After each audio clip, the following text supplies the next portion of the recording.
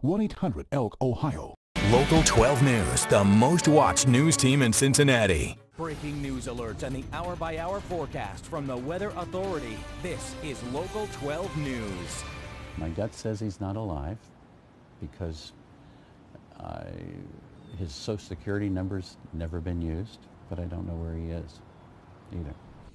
A father's plea to help find the son who just disappeared nearly 3 decades ago. Can you help?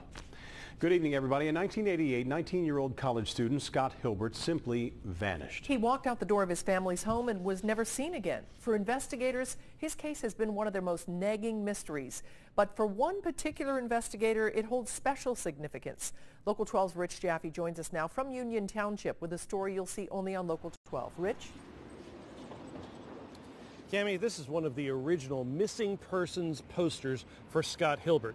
His face and his disappearance continue to gnaw at the investigators. The hope is that now, almost 28 years since he disappeared, someone will be able to answer the question, where is Scott Hilbert?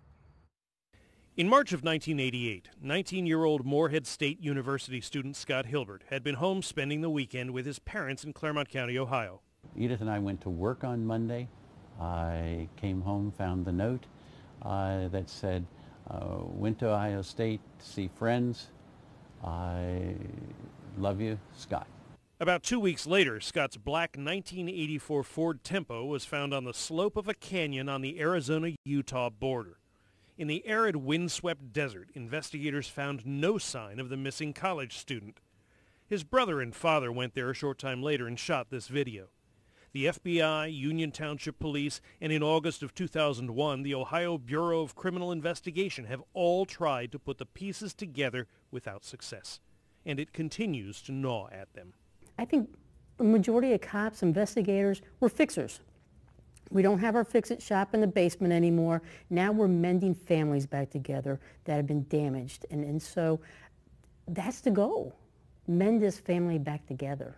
All the investigators take this case personally, and it's been a tough one. They didn't have DNA available to them. They didn't have all those resources available that we have now. So it's been a difficult road for us, but at some point we hope that we'll get some closure to this case and bring Scott Hilbert's remains back home. Investigators believe Hilbert's disappearance is tied to drug activity.